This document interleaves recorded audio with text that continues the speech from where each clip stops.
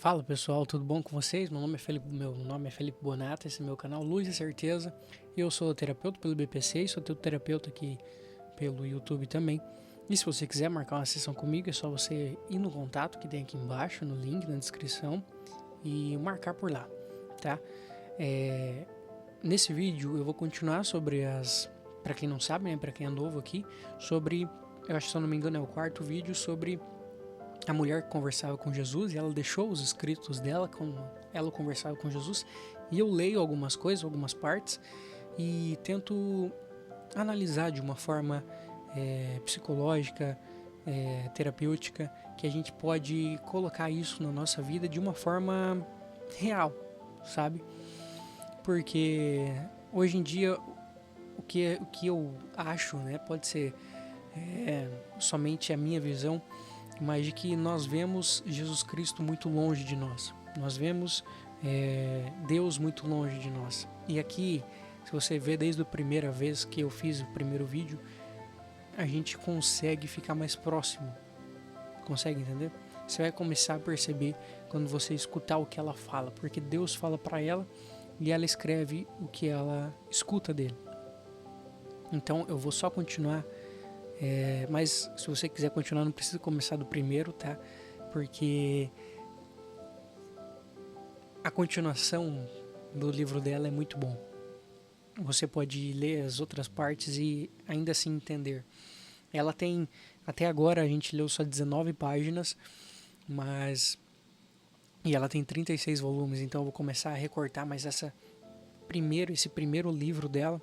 Eu vou deixar também o link aqui dos livros dela, que estão em PDF, e o link do grupo, que eu tenho um grupo só da Luísa Picarreta, que é o nome dessa mulher que conversava com Jesus, e lá eu mando os PDFs também dos livros para vocês irem lendo. Ela foi escolhida, ela fala aqui, né, que ela foi escolhida por Jesus para ser vítima. Então o que é a vítima na visão dela, na visão de Jesus, que mostra para ela, é o sofrimento da paixão de Cristo dele. E a paixão de Cristo foi o dia que ele foi crucificado. E esse sofrimento, ele quer que ela viva novamente. E, gente, como que isso pode ser bom? Hoje em dia a gente olha o sofrimento como algo ruim.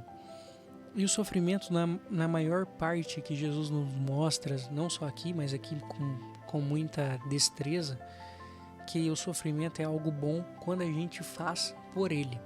O sofrimento por sofrimento sim é algo ruim, mas quando a gente sofre intencionalmente por ele, é como a gente dá outro nome para isso. E isso é o sacrifício que alimenta a nossa alma.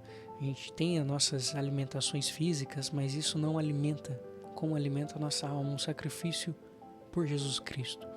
E só quem faz os pequenos sacrifícios da vida e entrega nas mãos de Jesus Cristo entende o que é um sacrifício, o que é um sofrimento entregue por ele.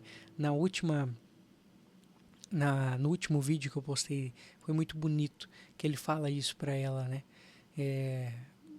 Você tem feito, eu tô lendo novamente, né? Você tem feito mal por estar tão perturbada.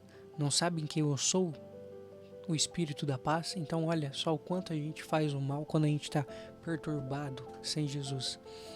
E aqui ele começa, ela deixa os tópicos, né? Então começa outro tópico que é: ele quer purificá-la de todo mínimo defeito, como purifica de tudo.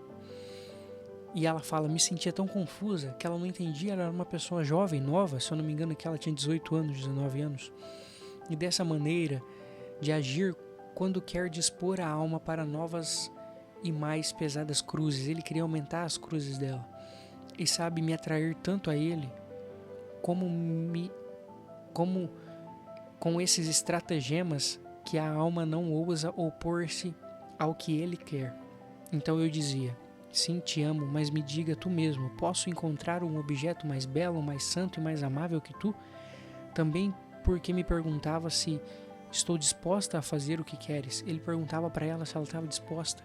E há tanto tempo te entreguei a minha vontade e te pedi que não evitastes nem mesmo me despedaçar de tal maneira que pudesse agradá-lo. Eu me abandono de ti. E ele respondia: Você está verdadeiramente disposta a tudo que eu quero? Então ela se sentiu confusa e ela falava: sim, eu estou disposta, mas quase tremendo. E ele compassivamente, ele dizia para ela: não temas, eu serei sua força, você não sofrerá, mas serei eu quem sofrerá e lutará em você. Olha, eu quero purificar sua alma de tudo, do mínimo defeito que poderia impedir meu amor em você. Quero provar sua fidelidade, mas como posso ver se isso é verdade se não colocando-te no meio da batalha?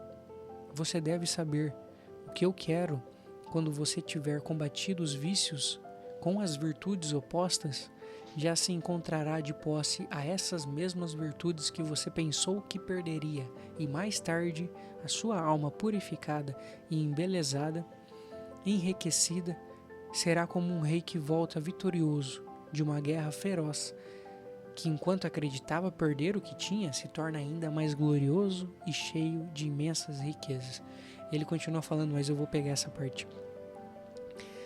Ele fala que eu serei essa força, não temas, eu serei essa força, você não sofrerá. Olha só quantas vezes na nossa vida a gente acha que está sofrendo e acha que precisamos da força humana, da nossa força física para sobreviver, sendo que ele está sofrendo com a gente. Só que para ele estar sofrendo com a gente, em outras páginas ele trouxe isso. A gente tem que entregar essa vontade a ele. E como que a gente faz isso? É estando diariamente com ele, conversando. A oração é a conversa com Jesus Cristo, conversa com Deus da nossa cabeça, essa conversa diária, e não só diária, mas a todo instante do nosso dia a dia. Então ele está com nós. E quando ele não está com nós? Quando a gente está no nosso egoísmo, achando que as batalhas são nossas, achando que o sofrimento é só nosso, quando a gente não entrega o sofrimento a ele. E aí ele fala uma coisa muito linda aqui. Eu quero que provar a sua fidelidade, mas como posso se isso for verdade, se não colocando no meio da batalha? Então ele coloca ela no meio da batalha, como coloca eu, como coloca você no meio das batalhas. E muitas vezes a gente olha para as batalhas e fala: Senhor, para que tantas batalhas? E depois, mais pra frente, que eu já li uma parte, deixei em negrito, ele fala: eu não coloco peso a mais do que você pode suportar. E aqui ele continua: você deve saber o que eu quero colocar no meio de demônios. Ele vai colocá-la no meio de demônios. Lhes darei liberdade para atormentar-te e tentar-te, para quando você tiver combatido os vícios com as virtudes opostas. O que é a terapia se não isso? A pessoa me traz todos os vícios que ela tem, todas as coisas materiais, os vícios materiais, que são os 7 pecados capitais, né? Esses vícios que a gente tem. E como que a gente combate os vícios se não com a virtude? Colocando a virtude acima dos vícios. E a gente aprende, né? Eu aprendi com o meu professor, os vícios eles são pequenos fragmentos da nossa vida, que quando a gente olha para trás, quando a gente é um pouco mais velho, a gente olha para trás e olha as coisas erradas que a gente fez como fragmentos. E são várias peças, parece várias pessoas ali, que sou eu, fazendo coisas erradas nos meus vícios, e a gente se sente vergonhado por isso. E a virtude é o quê? A virtude, ela tira isso. A virtude é algo que nos dá concretude da vida. Os vícios são pequenos atos que nós fazemos e nos sentimos envergonhados. E as virtudes não. As virtudes, elas nos dão algo concreto. Quando a gente olha uma virtude que a gente tem ou que a gente está construindo, a gente sente orgulho por nós. Então os vícios, eles são o contrário das virtudes. E ela vai fazer isso, ela vai lutar com os demônios com as virtudes opostas aos vícios. Então ele continua: já se encontrará de posse de essas mesmas virtudes que você pensou que perderia. Ou seja, lá ela vai pensar que perderia as virtudes. Só que mais tarde a sua alma purificada, embelezada, enriquecida, será como um rei que volta vitorioso de uma guerra feroz. Um rei que perdeu muito na batalha, perdeu homens na batalha, mas voltou vitorioso. Uma guerra que foi difícil, mas se volta vitorioso. São essas nossas batalhas. que enquanto acreditava perder o que tinha, se tornou ainda mais glorioso e cheio de imensas riquezas. Então, não tem como a gente ter essas riquezas, não tem como a gente voltar vitorioso de uma coisa que não aconteceu. Consegue compreender? Não tem como a gente ser vitorioso se não existir guerra. Não tem como a gente ser vitorioso aos vícios se a gente não tiver virtude. É isso que ele quer trazer para ela. E ele continua: então eu virei, formarei minha morada em você e sempre estaremos juntos. Então é só uma fase que ela vai passar e depois disso ele virá e estará junto com ela.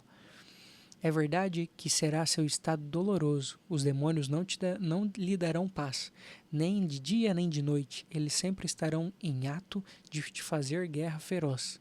Mas sempre tenha em mente o que eu quero fazer de você, isto é, tornar-se semelhante a mim, e você não será capaz de alcançá-lo, exceto através de muitos e grandes tribulações. E assim terás mais ânimo para suportar as penas. Ou seja, se não passar por tribulações, ela não vai ser semelhante a Jesus. E aí ela fala: quem pode dizer como fiquei assustada com esse anúncio? Senti meu sangue gelar, arrepiado, meu cabelo e minha imaginação estava cheia de espectros negros, que me parecia que eles queriam me devorar viva. Pareceu-me que o Senhor, antes de me colocar nesse estado doloroso, deu a liberdade para tudo que eu tinha que sofrer, e eu estava cercado por tudo isso. Então fui até ele e disse: Senhor, tende piedade de mim. Não me deixe sozinhas e abandonadas. Eu vejo que é tanta a raiva dos demônios que não deixarão de mim nem o pó. Como posso resistir a eles? Para ti, minha miséria bem concedida, e quão ruim eu sou, então me dê uma nova graça para não ofendê-lo, Senhor meu. A dor que mais dilacera minha alma é ver que tu também deve me deixar. A quem poderei dizer uma palavra, a quem deve me ensinar, mas que sua vontade sempre seja feita e bendito seja o teu santo querer. Ou seja, ela percebe que Jesus deixou ela com os demônios, e além de deixar com os demônios, ele saiu, deixou ela sozinha, e ela pede para não deixar ela sozinha. Então é isso que a gente faz, né, durante toda a nossa vida. E ele gentilmente respondeu ela: não te afliges tanto, você deve saber que eu nunca vou permitir que você seja tentada além de suas forças. Olha só, ele faz isso com nós. Você não é tentado além de suas forças. Então quando a gente vê que a pessoa acha que tudo que aconteceu na vida dela, das coisas erradas da vida dela, são consequências de outras pessoas, de outras coisas, aqui está a prova. Jesus não tenta além de nossas forças. O querer é nosso, a vontade é nossa. É claro que pecamos muito, que erramos muito, que caímos muito, mas sempre fomos nós. Porque ele não tentou além de nossas forças. E conforme a gente fica mais forte, as tentações são maiores. Só que conforme você trabalha a virtude, você começa a ter o alimento da sua alma. E mais pra frente ele vai dizer algo lindo, que é exatamente isso. Como que a gente consegue passar por isso? Ela vai passar por tantas coisas. E ele continua falando para ela: se isso eu permito, é para o seu bem. Eu nunca coloco almas em batalha para fazê-las perder. Primeiro eu meço sua força, dou-lhes minha graça e depois eu as introduzo. E se alguma alma se precipita, é porque não fica unida a mim, em oração, não sentindo mais a sensibilidade do meu amor. Vão implorando amor às criaturas. Ou seja, esquecem dele e começam a implorar às criaturas, enquanto somente eu posso satisfazer o coração humano. Eles não se deixam guiar pelo caminho seguro da obediência, acreditando mais no julgamento próprio que em quem as guia em meu lugar. Então, que maravilha se precipitam. Então eu recomendo a oração. Embora você deva sofrer penas de morte, jamais deve negligenciar o que costuma fazer. E mais, quanto mais você se veja no precipício, tanto mais invocará a ajuda de quem pode libertar-te. Além disso, quero que você se coloque cegamente em mãos do confessor, ou seja, do padre. Sem examinar o que é lhe dito, você estará cercada pela escuridão e você será como alguém que não tem olhos e que precisa de uma mão para guiá-la.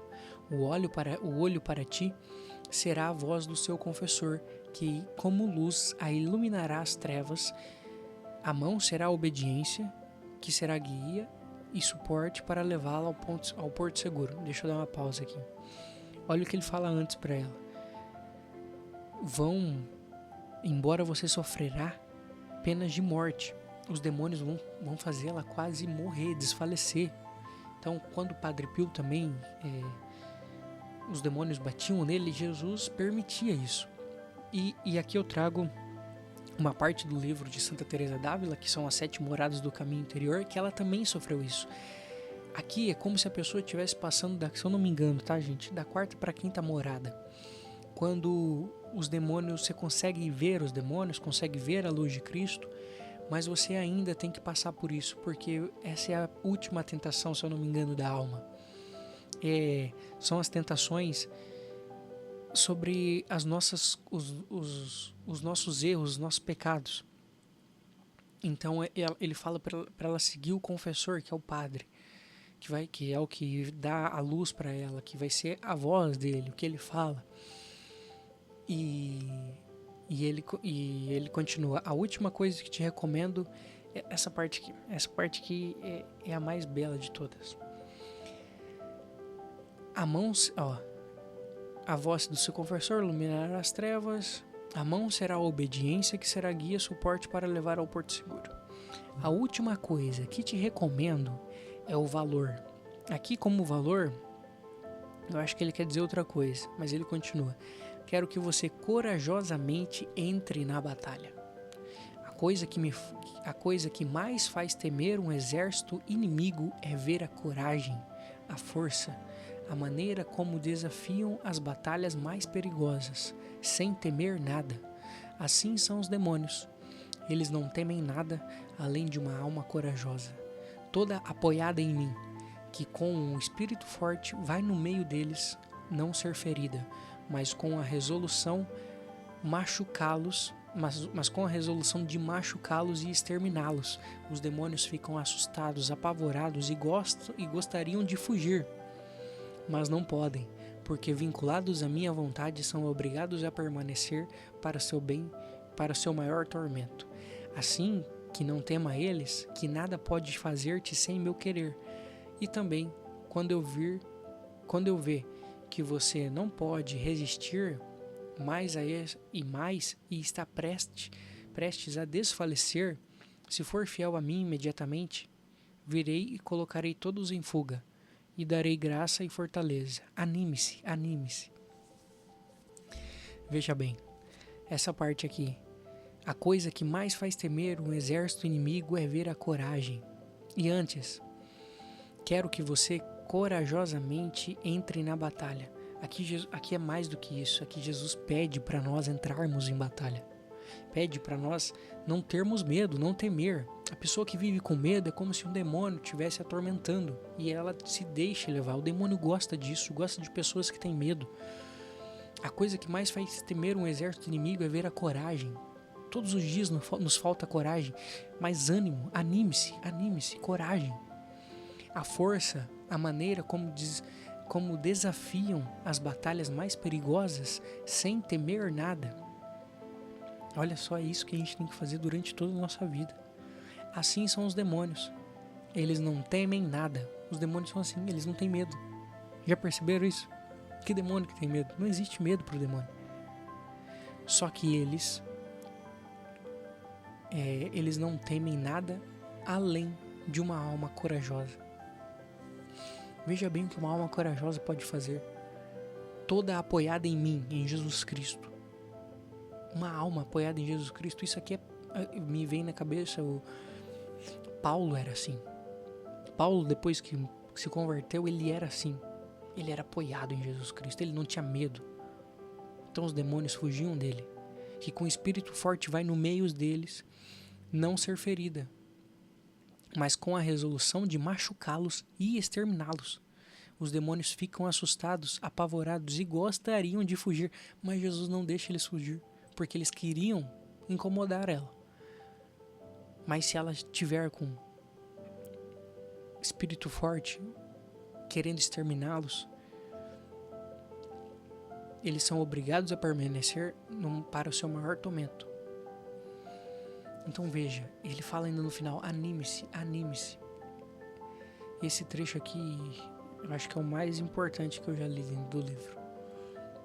Porque aqui está o ouro do que Jesus fala para nós todos os dias. E eu não estou falando que eu sou corajoso o tempo todo, nem que isso vai acontecer o tempo todo, mas se lembre disso. Essa aqui é a página 20, se vocês querem tirar um print, vai lá no PDF do primeiro livro, né, Caminho do Céu. E aqui ela começa, peleja com o demônio. Aqui é muito doloroso. Eu não vou ler tudo, eu vou ler só umas partes. Mas ela fala, tudo foi um horror para mim.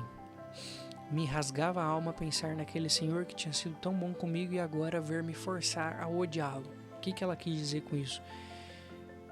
Os demônios queriam que ela odiasse o Senhor. É isso que eles querem. Então eles queriam fazer ela blasfemar como se Jesus fosse o inimigo. E ela não conseguia. Então,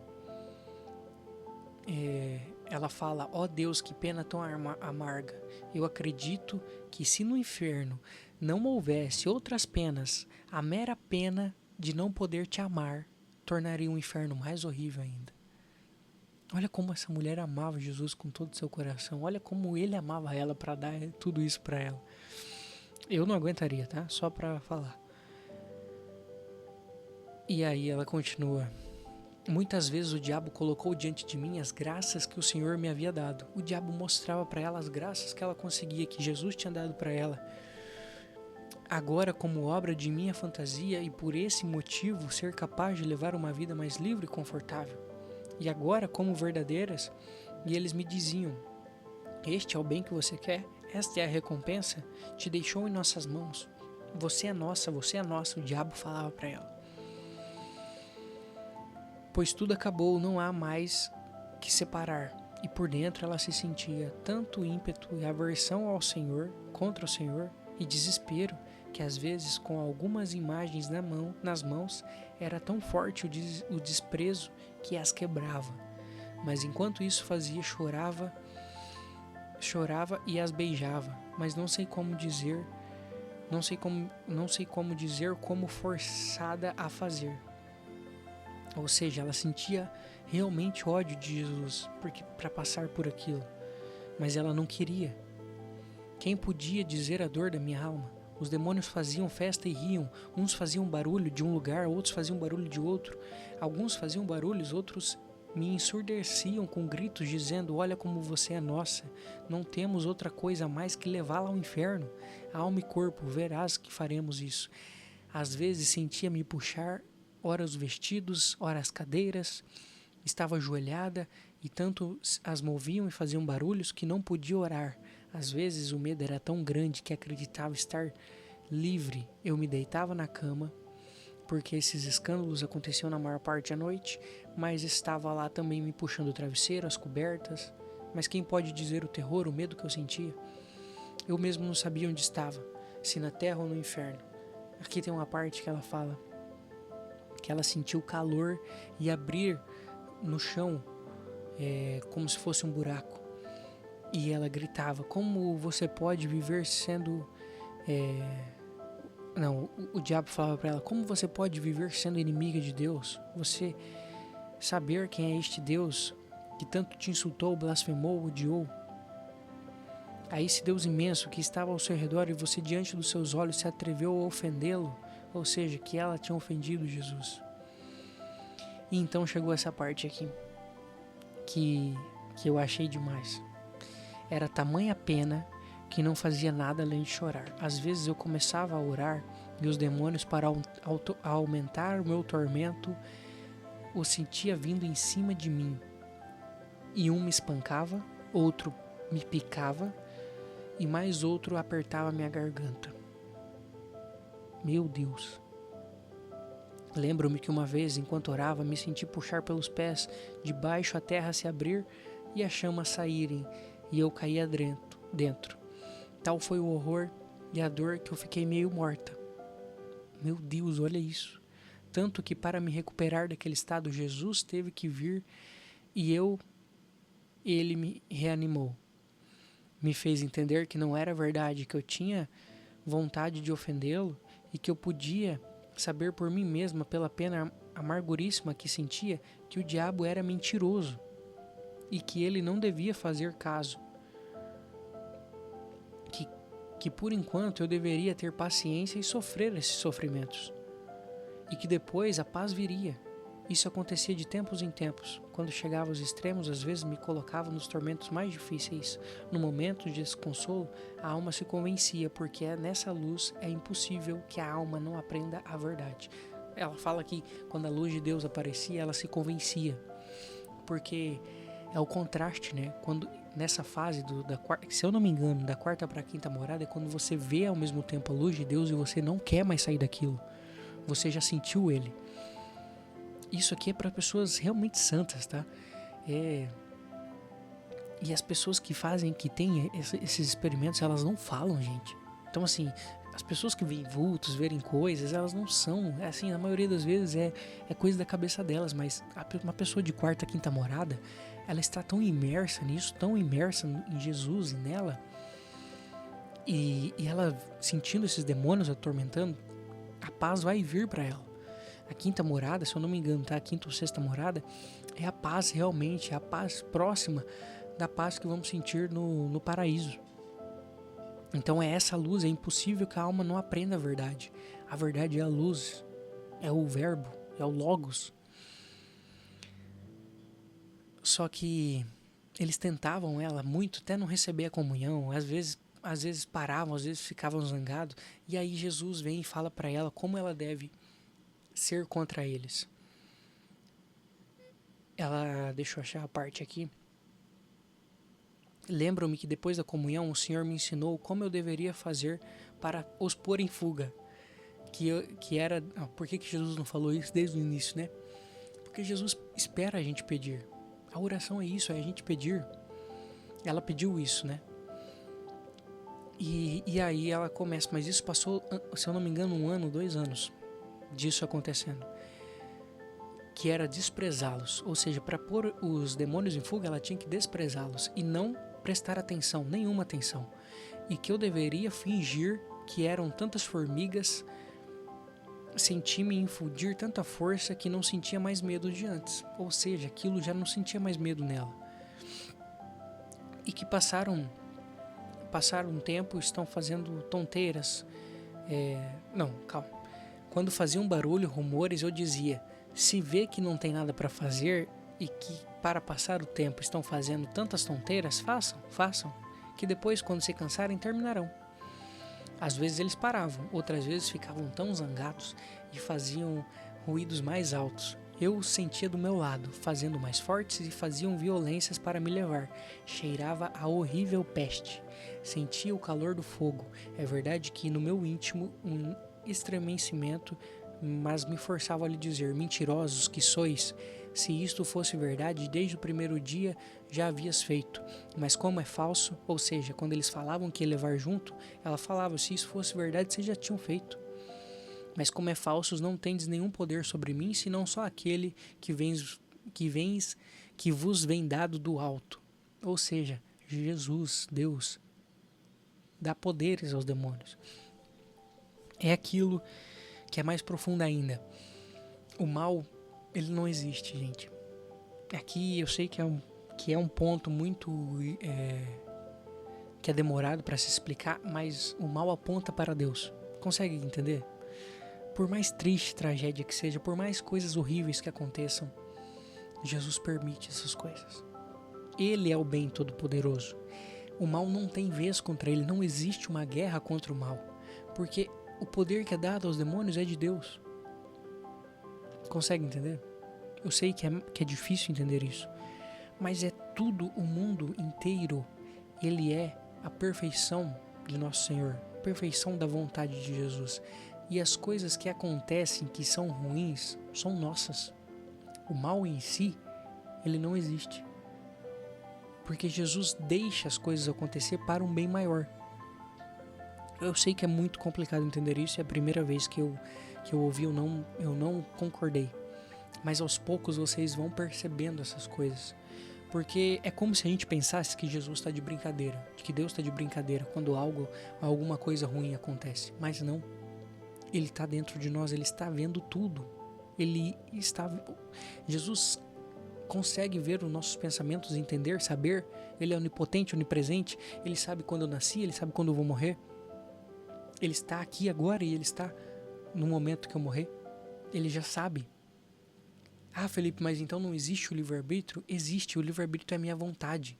E conforme a minha vontade é tirada dele, eu me encaminho para outra linha. Consegue compreender? Mas ainda assim ele está lá. Ele está em todas as linhas que eu posso seguir da minha vida. Então se eu não entrego a minha vontade para ele, a minha vontade perfeita que ele quer, a perfeição, só vem dele, não vem de mim. Então aqui Jesus me ensinou que o meio mais eficaz para fazer com que a alma fique livre de toda vã apreensão, de toda dúvida, de todo temor, era declarar diante do céu e da terra e diante de todos os próprios demônios, não querer ofender a Deus, mesmo à custa da própria vida. Ou seja, isso é um martírio. Você se entregar, se os demônios viessem para ela e ela declarasse isso: eu morro porque eu sei que Jesus é o céu, é a terra. Todo o temor diante deles cairiam por terra, só por eu não ofender Jesus, não ofender a Deus, mesmo à custa da própria vida, não querer consentir a qualquer tentação do demônio, e isto enquanto a alma adverte que vem a tentação, porque a tentação vai existir. Se puder no momento da batalha e apenas se começar a se sentir livre e também durante o curso do dia, fazendo assim a alma não perderá tempo em pensar se consentiu ou não. Ou seja, essa parte aqui é muito boa, porque quando eu falo para meus pacientes católicos, né? Claro que eu não trago Deus aqui para os meus pacientes quando eles não são da igreja, mas quando eles trazem esse impasse de que eu pequei, a pessoa que fica muito no pecado dela, não, mas eu pequei com aquilo e eu não consigo, sabe, ela também vai contra a misericórdia de Deus. Aqui ela fala, fazendo assim a alma não perderá tempo em pensar se consentiu ou não. Você não pode perder tempo se consentiu ou não. Você tem que entender isso, porque só recordar a promessa lhe restituirá a calma. Então você tem que prometer realmente a Deus e perder essa imaginação de que estou pecando. Se você, imagine bem, se você já sabe a meta, eu vou colocar meta que parece empresa, mas não, a meta é Jesus Cristo, é entregar a vontade para Ele. Se você no meio do caminho se desviou e ficar pensando se consentiu ou não, você perde tempo para olhar de novo para a meta que é Ele, olhar para a luz que é Ele. E aí o demônio, ele busca inquietar você. Poderá responder-lhe que tivesse tido intenção de sofrer, de ofender a Deus, não teria declarado o contrário. Assim ficará livre de todo o temor. Ou seja, se o demônio busca te inquietar, você tem que restituir a calma e falar que a intenção de ofender a Deus, responder que não teve a intenção de ofender a Deus, e assim ficará livre do temor. Agora, quem pode dizer a raiva do demônio, pois agindo assim todas as astúcias resultavam para sua confusão, e onde acreditava ganhar, perdia. É isso que eu falei. Se você fica reagindo e agindo em todas as astúcias, você fica confuso. E aonde acredita que está ganhando, porque você está remoendo seu pecado, você perdia. Já que suas mesmas tentações e artifícios, a alma se servia para poder fazer atos de reparação e amor a seu Deus. Então os atos de reparação são maior que seus pecados. Atos de reparação e amor. O que é isso? As mortificações, os sacrifícios, entregar a Ele. Não esperar dos outros, das pessoas isso. Fazer para que as pessoas te vejam, te agradeçam, mas entregar a Deus as pessoas, os pecados, os pecadores, a reparação, reparação às pessoas que ofendem a Deus. Eu vou terminar aqui.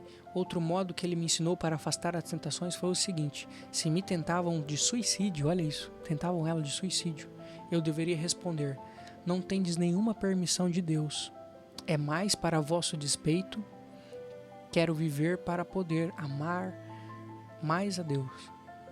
Olha que lindo. Se eu fosse espancada, eu deveria me humilhar, ajoelhar e agradecer a meu Deus, porque isso acontecia como penitência pelos meus pecados. E não só isso, mas oferecer tudo como atos de reparação por todas as ofensas feitas a Deus no mundo. Olha só, ela chegou no ponto mais alto aqui. Porque se ela passou por isso, ela tinha que se humilhar e se ajoelhar se ela fosse espancada pelos demônios. É muito difícil alguém entender isso, é muito difícil. Humilhar, ajoelhar e agradecer ao meu Deus, agradecer por ser espancada pelos demônios. Meu Deus, como você amou essa mulher. Tomara que ela esteja orando por nós aqui. Aí finalmente uma tentação feia que durou pouco, por cerca de 1 ano e meio, durou pouco. Os demônios tão feios, eu deveria ficar grávida. E depois parir um pequeno demônio com chifres. Olha isso que eles fizeram na cabeça dela. Eles fizeram essa fantasia e ela fala que a fantasia crescia tanto que ela se via diante de uma confusão horrível pelo que se teria dito de mim e por tão espantoso acontecimento. E aí depois de cerca de 1 ano e meio dessa luta, finalmente terminaram as crueldades do demônio e começou toda uma nova vida. Mas os demônios não deixaram de incomodar, de vez em quando ou outra, mas não eram tão frequentes, nem tão ferozes, e eu me acostumei a desprezá-los. A vida nova começou, foi na casa de campo chamada Torre Desperta. Um dia em que mais do que nunca tinha sido atormentada por um demônio, tanto me senti perder as forças e desmaiar pela tarde, enquanto estava assim, sentir vir-me uma coisa mortal e perdi os sentidos. Nesse estado vi Jesus Cristo rodeado de muitos inimigos. Aqui é lindo demais. Eu ia parar ali, mas essa eu não posso deixar agora, né? Vocês... Não, na verdade eu acho que eu vou deixar. Vou fazer isso no próximo vídeo, tá? Essa parte aqui vai ser linda, mas é da página 23 pra frente. Então, pessoal, se você gostou desse vídeo, deixa uma curtida, se inscreva no canal para não perder. Pelo menos 1 ou 2 vezes na semana eu trago esses livros da Luísa Picarreta, que ajuda muito nós a entender a nossa cabeça, a entender as nossas imaginações, nossos pensamentos e onde Deus e os demônios podem entrar. Tá bom? Então fiquem com Deus, até a próxima e tchau.